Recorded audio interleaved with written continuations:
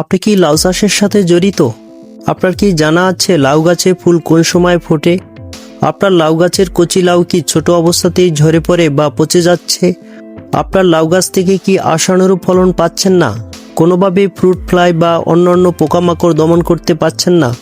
তাহলে এই ভিডিওটি সম্পূর্ণ দেখার অনুরোধ রইল।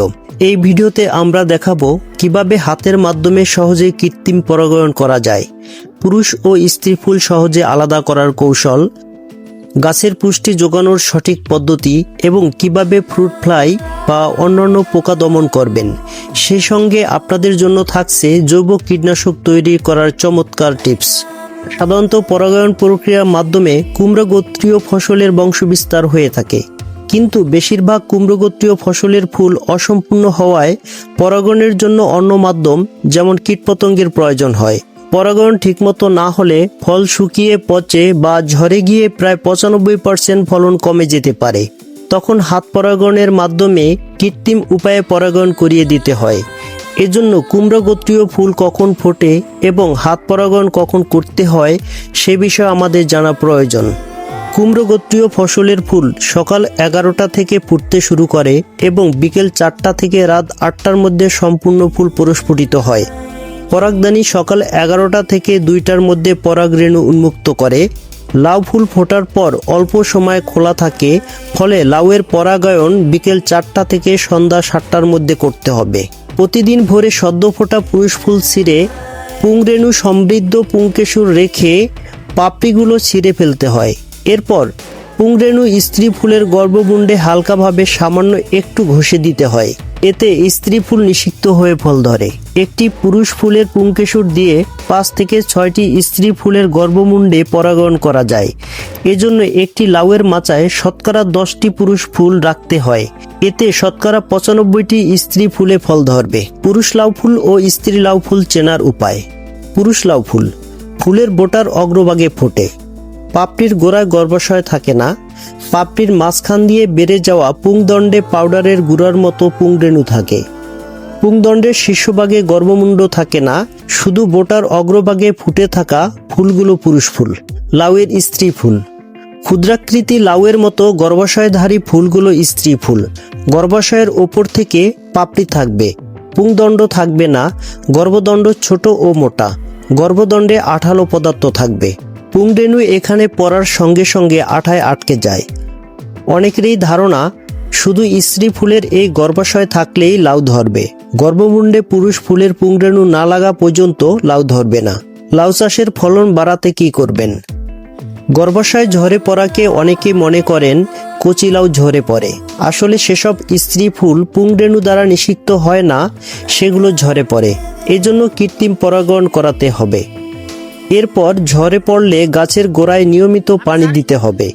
গাছ প্রতি 50 গ্রাম করে টিএসপি ও এমওপি সার গাছের গোড়া থেকে 6 ইঞ্চি দূর দিয়ে মাটির সঙ্গে মিশিয়ে দিতে হবে। কচি লাউ পচে যাওয়ার কারণ হচ্ছে ফ্রুট ফ্লাই পোকা। কচি লাউয়ের ক্ষত সৃষ্টি করে।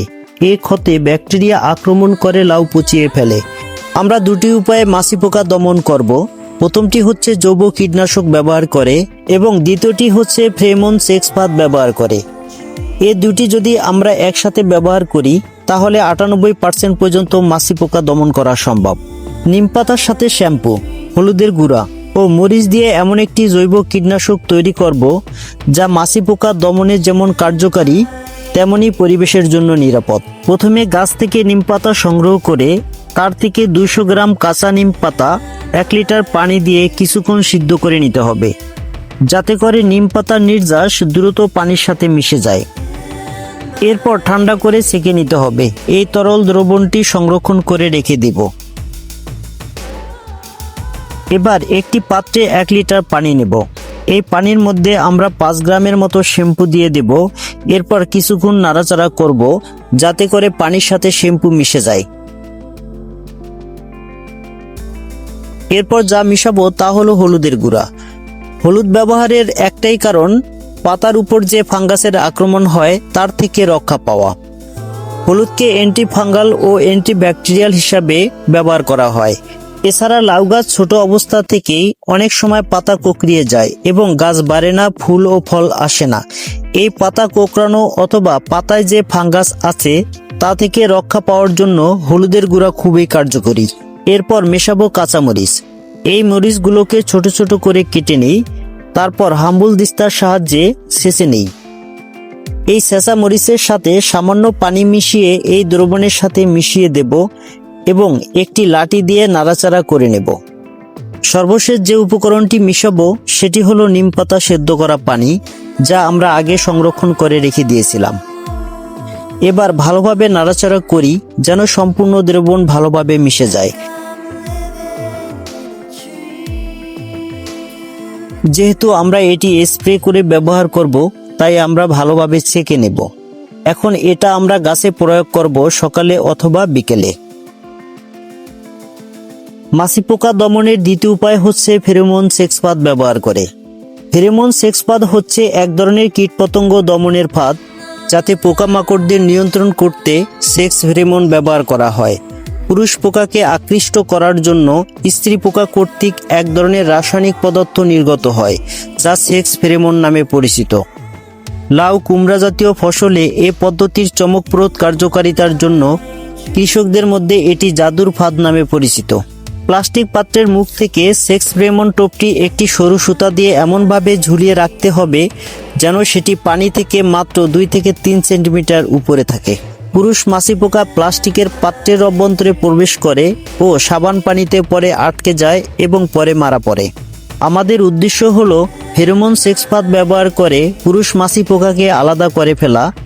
এতে করে স্ত্রী মাছি পোকার সাথে তারা মিলন করতে পারবে না, ফলে স্ত্রী মাছি পোকা ফলের গায়ে ডিম পাড়তে পারবে না, যার ফলে আমাদের ফল আর নষ্ট হতে পারবে না। বন্ধুরা, ছোট অবস্থাতেই গাছে লাউ ধরাতে চাইলে আপনাকে কাটিং সম্পর্কে জানতে হবে। এখন জেনে নেই কাটিং কি। গাছ যখন 11 পাতার হবে, অর্থাৎ গাছের গোড়া থেকে 11 পাতা পরে মাথা কেটে দিতে হবে, সেটা হবে 1G কাটিং। এরপর এখান থেকে যতগুলো শাখা বের হবে এবং যখন 11 পাতা হবে তারপর মাথা কেটে দিতে হবে, সেটা হবে 2G কাটিং। 2G কাটিং করার পর গাছে প্রচুর পরিমাণে স্ত্রী ফুল আসবে, অর্থাৎ লাউ ধরবে। ভিডিওটি যদি আপনার ভালো লাগে তাহলে একটি লাইক দিন। কৃষি ও ছাদ বাগানের এমন আরও কার্যকর ভিডিও পেতে Agro36 চ্যানেলটি সাবস্ক্রাইব করুন। আপনার কোনো প্রশ্ন থাকলে কমেন্টে জানান। সবাই ভালো থাকুন। আল্লাহ হাফেজ।